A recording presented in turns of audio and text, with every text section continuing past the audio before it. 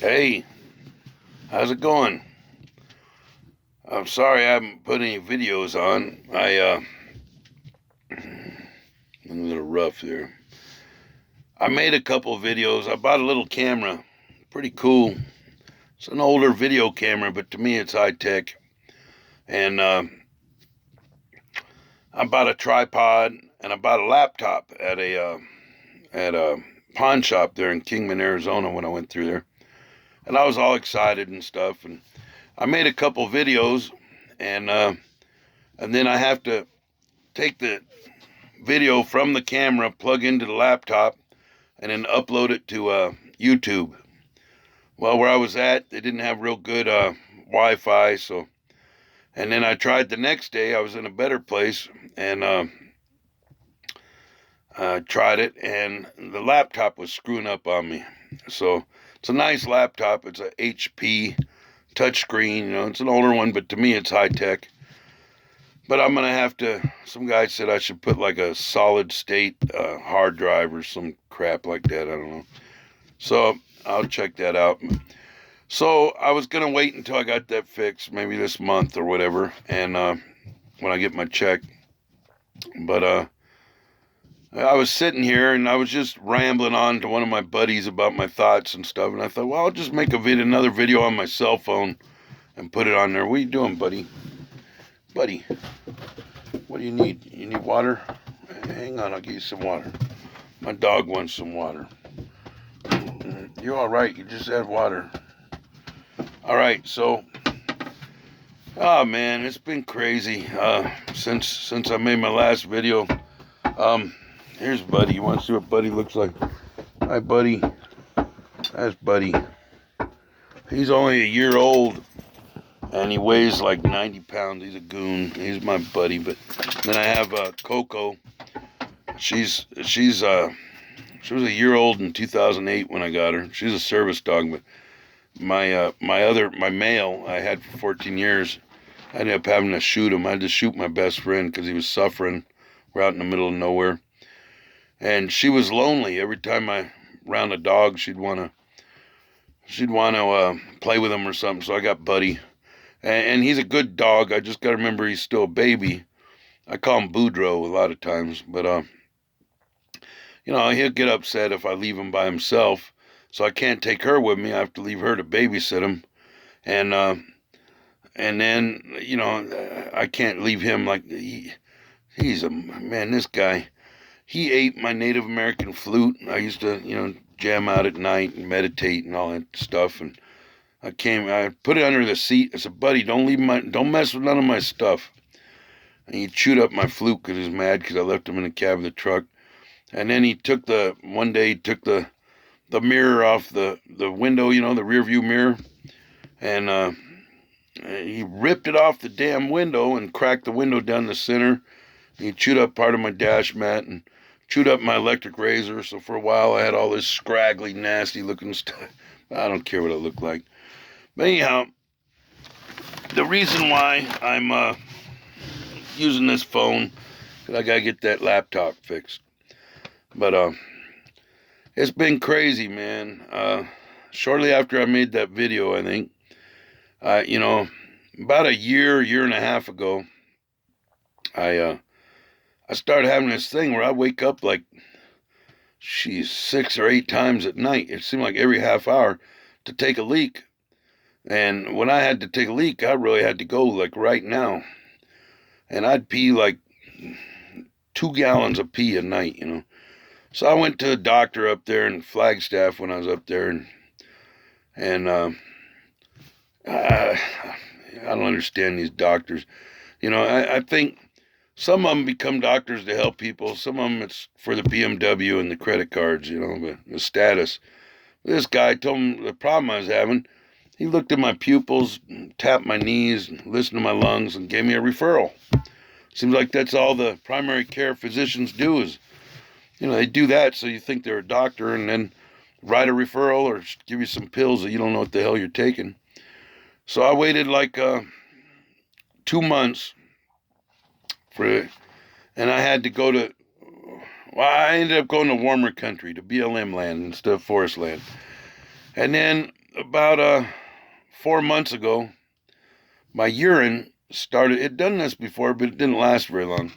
But my urine started looking like iced tea or something, you know. And I'm like, damn, I must be dehydrated. So I started drinking more water, and then sometime around there, I realized, hey, that's blood. So I was down there by Quartzsite. I was gonna go to that rubber tramp rendezvous. I was there like a month and a half early. There was already too many people. So I drove to Parker and asked the guy where the hospital was. And went in the emergency room, and I didn't have any kidney stones. I've had those before, so I knew I didn't have those. And I didn't have an infection, but I had a lot of blood in my urine. So the doctor says, he says, well, I don't find any infection or nothing. He said, that's what worries me. It could be bladder cancer. He said, but I'm going to give you this antibiotics, take it for a week to 10 days or whatever it was, and then do a follow-up. So I did that and took it, and, you know, it got worse and worse. And I drove up to Lake Havasu, saw a doctor there, and I spent more time talking to the damn receptionist than I did the doctor. He didn't give a shit about me, you know. He tapped my knees, looked at my eyes, listened to my lungs, gave me a referral. So I waited for 2 months on this referral. They said they're going to send it to me in my email, you know. Well, on my email, maybe they didn't like my email address because my daughter-in-law had, you know, hacked into my Facebook or whatever, and she used to always say, I give zero fucks. So I made my email zero fucks for you, ZEROFUKS, number 4, letter U, @gmail.com. And, you know, I was kind of pissed off when I made it. Some people like it, and then some people probably insult them because, you know, it's not like it is on Brady Bunch or whatever. But anyhow, or maybe it was because in society's eyes, I'm homeless, you know. But it was either those two things or my insurance, United Healthcare, dual complete. Well, they lost their contract with Mojave County, which is where, you know, I had done it. So the place wanted to make sure they got paid, so they were going to wait until the switchover was final or whatever. They switched me to the United, what the hell's it called? Steward Healthcare Generations, right? So I call this doctor's office, and they say, oh, we wrote the information down wrong. We have to do another referral. Well, I've already gone 2 months with cancer, you know. I'm thinking it's probably cancer. Now I know it is, but then I'm thinking it's probably what it is. My urine looks like when they take a vacuum tube of blood out of your arm, that's what my urine looks like, but I have big old blood clots in it, you know. Pretty nasty. And so now it's been 4 months, you know. I went to the doctor again in Kingman, because I figure if I go to a emergency room, maybe they'll just check me into the hospital. Well, the lady says, you know, we have a broken health system, blah, blah. She said, but I worked it out with this, I worked it out with the urologist here in town. They're going to try to get you in the next couple days. And I was in a motel at the time. My mom put me in a motel a couple days. So I called the next day. I called this urologist there in Kingman, Arizona. And this lady answers, and I don't know if she was high or didn't sleep good or what, but she was out there, you know. So the office manager gets on, this guy named Robert, and he says, well, he said, we're going to see you. He said, but I need you to come in today and do the paperwork, and then I'll get you in tomorrow for the appointment. And I said, well, you know, it's towards the end of the month. I'm almost broke. I said, can't I just come in tomorrow? And he said, no, I need you to come in today and do the paperwork. I said, well, how much paperwork is it? Isn't it just like any other medical office, you know, where you know, 10 minutes do the paperwork? And he said, yeah. And I said, well, it doesn't make sense for me to go there today and then go there tomorrow. I said, I can be there any time you want tomorrow, but I don't have enough gas to go twice, you know. I said, how about I go tomorrow and go early, And he says, well, we got to make sure the paperwork's done right. And, blah, blah. And I was kind of a smart ass, but I was aggravated. I'd been in the hospital all day and stuff the day before. And so I told him, I said, look, what's the problem? I said, this is 2019. We got computers. You can wire money across the world and it'll be there like almost instant. We don't use Pony Express no more, And that offended him. And he says, oh, you're being an asshole, huh? He says, you know what I'm going to do? I'm going to let you come in tomorrow. But if that paperwork isn't done correctly, we will not see you. Probably back memories of my 4th grade English teacher or something, I'm like, what do you mean if it's not done correctly? Are you going to check for like punctuation and capitalization or what? I mean, if it's not done correctly, well, you're going to ask me what my race is, what my history of mental and health problems is, and name, birthday. So how could I not get that correct? He said, oh, you're a real smart ass. He said, you just be here. I said, well, what time would you like me there? And the appointment was at 9:30. He wanted me there at 8 o'clock to fill out the paperwork. I said, okay, I'll be there. So the next morning I get up and I'm at that motel, and it took like 4 showers in 24 hours. It felt so good. But I get up about 6:30, right? And or about 6. Go get the coffee in the lobby. And I get back to the room and I get a call from this Robert. And this guy, because I told him on the phone, I said, look, be nice, man. Just be nice, this guy calls me at 6:30 in the morning. He's got to still be at his house. And I guess he thought about it all day or all night when he got home. And he says, I decided we're not going to take you as a patient. I said, you're not. I said, you decided or the doctor decided? He said, well, I make the decisions in the office. I said, really? You make the decision? I said, so you're not going to see me because you're pissed off at how I talk, because I showed you how ignorant you're being. It's kind of like, I got a big pitcher of ice water or lemonade, and here's this guy crawling through the desert. He's dying of thirst. And I say, want some water? Give me $10. And the guy dying of thirst says, well, I only got 75 cents. So I look at him and I say, well, go underneath that bush and die. I'm going to enjoy the rest of this water and you can watch me drink it. It's kind of what the guy basically had a cure, told me, screw off because I'm going to prove to you that I'm more powerful than you are. So I was upset about that. So I went back to a little lower elevation, went down around Lake Havasu, and urine, blood, dark blood in my urine, blood clots. And so I go into the hospital there in Lake Havasu. Well, what happened was I have this friend, he's a rubber tramp. We call him Homemade. He was a nurse for 30 years. Some of you might know him. His name's Stan. And old guy, he's like 85 years old or something. Real good guy, but he saw my urine. He said, man, you're not going to make it to your next appointment. You're going to end up needing a blood transfusion. You need to go. So he brought me into the hospital, right, there in Lake Havasu. I've already been to 2 hospitals by this time. I go in, give my whole story again, and they see me, and I have my... he brought me in. So, anyhow, I got a urinal, one of them ones they give you in the hospital, a big plastic one, full of blood urine to show them what's going on. And everything's cool, I'm getting along with everybody. And this nurse comes in, or not a nurse, but the lady that takes your blood.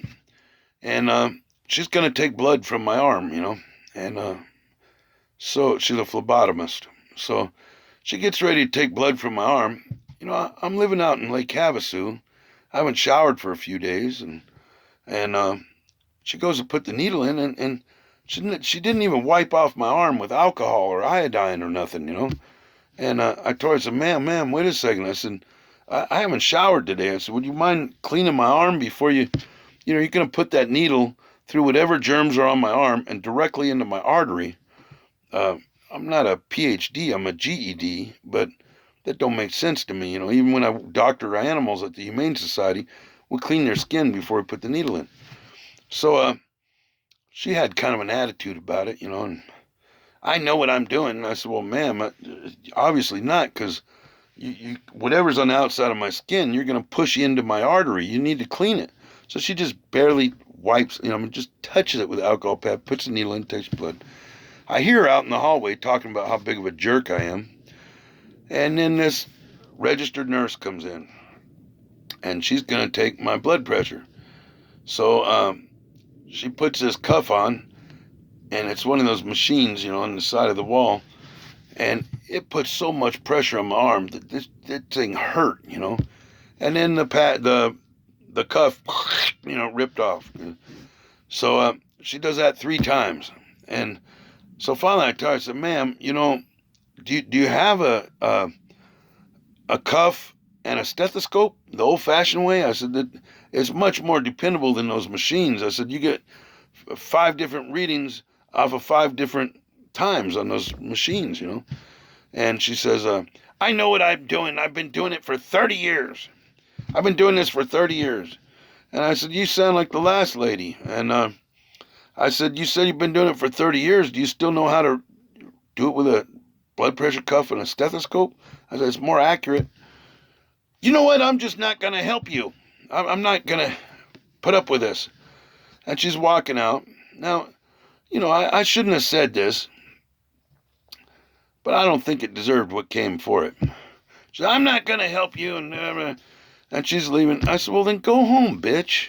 Just like that. Didn't raise my voice any louder now. I said, well, then go home, bitch. And, to me, that was a bitch. I mean, I know that's not the politically correct thing. You shouldn't do that. And, well, I'm not a nun and I'm not Jesus Christ, And sometimes I get a little upset. So, she's out there and I hear her talking about, I'm a jerk and all this. Next thing I know, a cop walks in. Sir, what's going on? I told him what I just told you. And then 4 more cops walk in. I'm like, what's going on, guys? I said, I'm not combative or nothing. I haven't even raised my voice. I said, I got cancer and I'm trying to get some help. And he says, well, sir, you're going to be going to jail. I said, going to jail? I said, what for? And he said, disorderly conduct. I said, disorderly conduct? I didn't even raise my voice. I said, well, then go home, bitch. And I said, come on, guys, this is blowing it out of proportion. I got my camp, my dogs and everything. I'm traveling. Well, what it is, when they ask, I'm listed as homeless, so I'm a scumbag, right? So I was nice to the cops. They took me out, and I said, you guys don't have to worry. I'm not too fat and old to put up a fight, and I ain't got nothing against you, whatever. So they take me to jail there in Lake Havasu, and it's like the police jail, the substation or something. Very clean. They had a TV, a pretty nice jail actually, and quiet. It was the quietest jail I've ever been in. And the guards there, they were actual cops, but they're working in the jail, And they were actually pretty cool to me, They didn't think it was right that they brought me to jail, and they would come because they saw my urine and stuff, and he's like, are you okay? And I said, well, I feel kind of weak. I don't know if I lost, I've been bleeding for, at this time, it was 3 months. And they'd bring me juice and stuff like that. Finally, in the middle of the night, this one cop walks up to my cell and he says, hey, he says, are you doing okay? And I said, well, I'm kind of afraid to go to sleep because the guy I know that was a nurse said with all my blood loss, I could just fade into a coma or something, And I feel kind of weak. He said, you know what? They should have never brought you in here. He said, I'm going to sight release you. Just like if you got a ticket and you don't have to go to court. You don't have to wait till you go to court. So this cop came and gave me a ticket. He said, that's what they should have done in the beginning. But I know what happened. That lady that I said, well, go home, bitch. Every town has good cops and bad cops. And whether they're good or bad, a guy gets roughed up when he's getting arrested. They have to bring him to the emergency room first, get him checked out, and then take him to jail. So he's been dealing with this nurse for years. When the cops got there, they've dealt with her. They're her buddy, whatever. They're probably trying to screw her or whatever. So we got to teach this guy a lesson because he called her a bitch, and that's a terrible person to call a woman a bitch. To me, it's a terrible person to act like a bitch. But anyhow, so they have this guy there with a urinal full of blood and blood clots. It's been pissing blood for 3 months. And it's much more important to take him in jail and teach him how wrong it is to call her a bitch for being a bitch.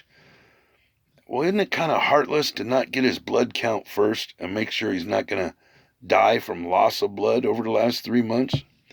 But it's more important to teach him that, hey, you can't tell that nurse she's a bitch, even if she is a bitch. So the ambulance drivers take me back to the same hospital. It's a different shift now, but they all heard about what happened. So I'm in there, and this girl comes. I don't know if she's a medical assistant or what. And she takes my blood, and I told her about what happened. I said I just wanted to be treated as well as the animals at the Humane Society, and I thought everything was cool. And she says she leaves, and when she leaves, she don't leave me no button or nothing to push in case I need help, right? And I've been in jail all night, and it's early morning, it's still dark, and I'm kind of fading out, and I don't know if I'm to tell you the truth, I'm kind of scared, because I don't know if I'm fading out because I'm tired, or if I'm fading out from blood loss, like that guy I know that's a retired nurse told me. So I'm looking. So hey, could someone come over here? And then they come over and they're like, I said, hey, aren't you guys supposed to give me like some way to get a hold of you if there's an emergency or something, And they already heard how much of a jerk I was, Well, we're transferring you over to this other room right now. So I said, okay. So they transfer me over to the other room, and here comes this redneck, fat security guard, young guy, comes walking in the room, and he says, sir, I just want to let you know that you need to watch how you talk to these people and watch how you behave, because we will have you arrested for disorderly conduct. And I said, what are you talking about? I've done nothing wrong. He said, well, I heard about what happened. I said, that was hours ago on the last shift. I said, all I did this time was ask, if they could leave me a button in case I start to fade out or something. Well, and this guy starts lecturing me, And I told him, I said, look, man, just leave me alone, please. I said, just go out of my room. I'm not here to learn about life from you, half my age, Mr. Security Guard, going to teach me about life. I'll learn how to be correct when I leave here. Right now, I'm just trying to get help. I'm not bothering nobody. Just please leave my room. And he just stands there, and, well, I can stay here as long as I want. And I said, look, I don't want to listen to your mouth. Will you please leave, And so finally, I said, you know what? I'm out of here. I'm leaving. He says, well, you can't leave. I said, hell yeah, I can leave. I said, what do you mean I can't leave? I came in here on my own. And so then the nurse comes in and says, he can leave if he wants. She unhooks me, and she says, why are you leaving? I said, because he's already talking about calling the cops again. I got my dogs back at my camp.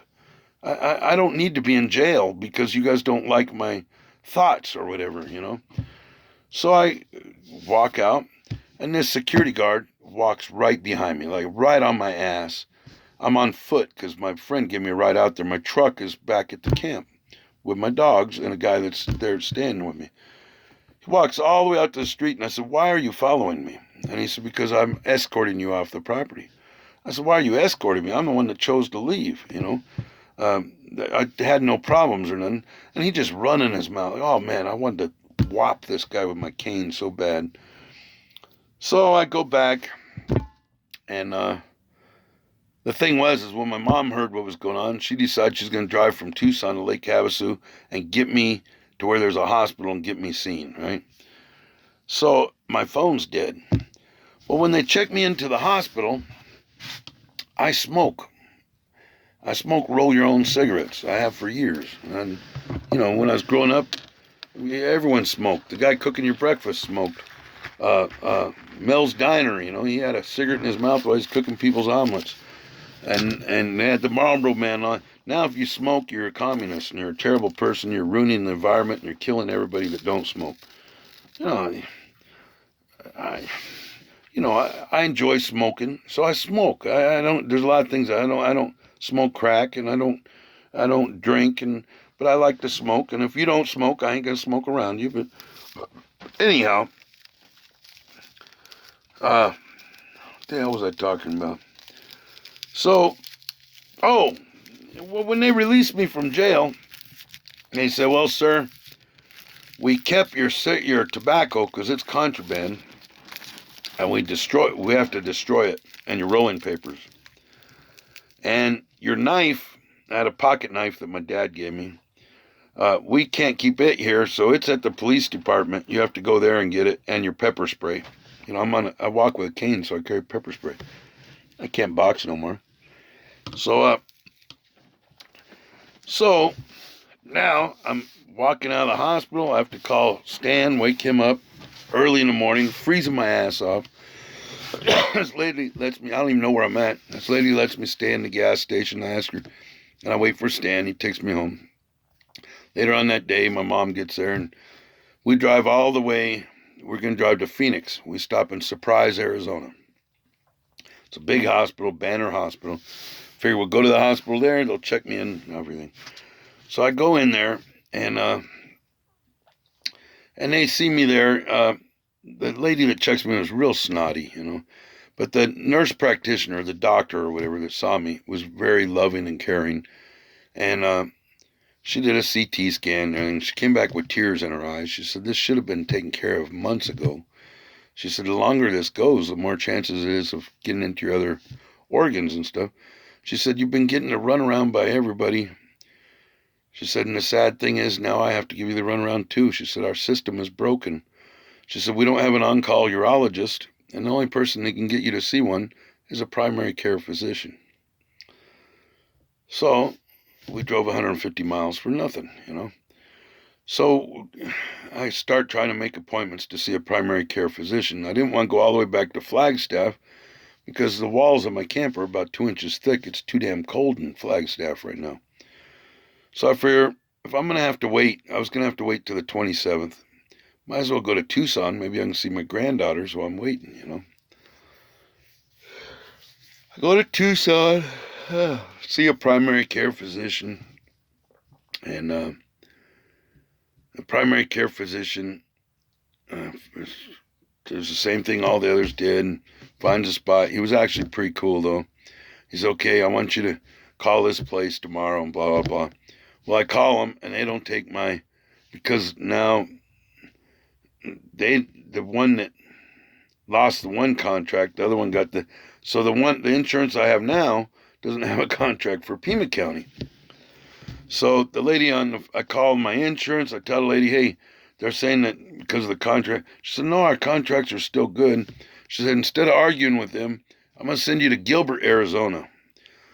So yesterday we drove, we had to wait for that appointment. It's been 4 months now that I've been urinating blood and had blood clots. And I told them about the problem a year ago, was when it first started. And ran into this nurse. One of the nurses said, "Oh, I had that." And she said, I said, "How did they know you had it?" She said, "Well, I started peeing a lot, and I had a hard time controlling my urine. So they did a test, and they went up through my urethra, cut the spot out, put some chemo in my bladder, and I'm cool. I'm fine, But see, they found hers before it ever started bleeding and stuff. So yesterday we drove all the way to Gilbert. That was a 2-hour drive. Finally got to see a urologist. He went in, and it is cancer. And then, of course, he wants me to go to get a CT scan from his people, because everyone's got to get a piece of the insurance money, And then today they called and said, "Oh, there's something wrong with your insurance card," or blah, blah. So we have to straighten it. So I spent all day on the phone with the insurance. Finally, this is what I told them. I said, "Look, I know what the problem is. You guys got me listed as homeless. I don't matter." I said, "I'm not homeless. I'm houseless. I live on wheels because I live off a very small amount a month. And if it was my choice, I would have done that years ago because I love it." And I said, so this is what I'm going to do. I'm tired of fighting. All I want is to be checked out and get decent care. I said, what I'm going to do tomorrow, I got nothing but time. I said, there's a lot of money-hungry, greedy attorneys out there. I'm just going to call around and see if I can get some money-hungry, greedy attorney that's interested in suing the hell out of you, this insurance company. And I don't care if I see any of the money. Maybe my granddaughters will after I die or whatever. But I've been recording all my calls because that way they can make sure the right people lose their jobs. Man, that lady took care of everything. And now got everything in place. And, I'm going to go get the CT scan. And they gave me an appointment so I can get my CPAP and all that. But anyhow, that was a different video, huh? It wasn't about how to seal your roof or... But I told you when I started these videos, I want to talk about whatever the hell I want to talk about. Because nobody else wants to listen. And I talk to this damn phone or this camera when I get my... And that's like my shrink, Dr. Phil sitting here on my table. And if someone finds it interesting, cool. If they don't, then oh well. And I really don't care if you subscribe or not. And if I see you on the road, I'll try to help you out. And maybe be your friend. And if not, just stay the hell away from me. Don't give me no problems. I'm cool. But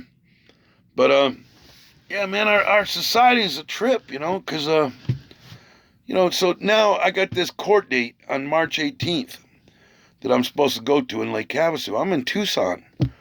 I'm not driving all the way to Lake Havasu to say guilty or not guilty, So today I called and I asked, how do I write the judge a letter?